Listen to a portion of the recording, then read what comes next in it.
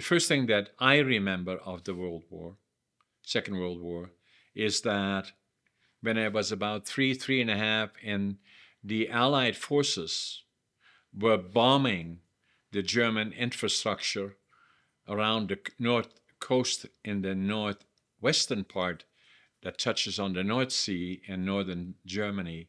And so we were living 15 minutes from the border. And my mom would take us outside, daytime, nighttime bombing, and in a distance we could see cities burning. The sky would be red. Emden, Wilhelmshaven, Hamburg, and all of those places. The reason that she took us outside, she felt safer outside than inside. The other part that I remember is the hunger that we had in 1944 when the Germans cut off all the food supply to Holland. And as kids, we would go every morning with gunny sacks into the railroad yards, pick up anything edible and burnable. The reason that we did as kids, because they wouldn't shoot us, they boot us one, but we'd be back the following morning.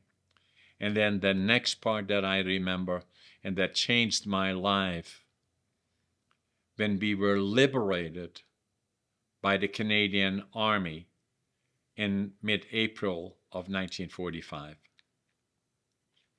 The Allied forces, the US armies, and the Canadians landed on Normandy June the 2nd, and it took them till the whole month of July and August to fight their way out. And then from that point forward, the Canadian Army moved north and west along the coastline of France, Belgium, and then Holland. And it was early or mid-April that they reached Holland in the northern part of Holland.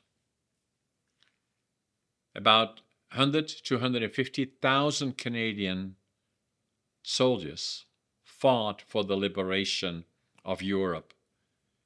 And for Holland, a minimum of 10,000 Canadians died during the war.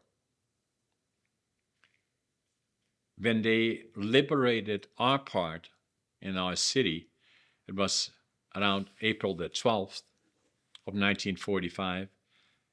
I still remember them coming in, and it made such an impression on me that I knew from that point forward, when I grew up, I would go to the land of my heroes, Canada. So we used to go then, even right behind our house, less than half a block away, was a schoolyard. And the Canadians had a small section of the Canadian Red Cross stationed there, maybe 20, 25 soldiers. And we would go there every morning as kids. And they would feed us bread. And the butter and the cheese on the bread was bigger than the bread. And we called everybody Johnny. We couldn't speak the language, but we did. It had such an impression on me that it always, even to today, stayed with me. Obviously, we saw far too much that we should not have seen. PTSD has and still is very much part of my life. And the inner child, the fear of losing the only parent that was looking after us, because all the people around us had the same issues and the same problems. The fear of losing her was the inner child, and I got counseling for that in my 50s. Very emotional. At the same time, we saw people being dragged out of their houses and people being shot. Saw far too much that we should not have seen. It left with me always the memory of becoming a Canadian,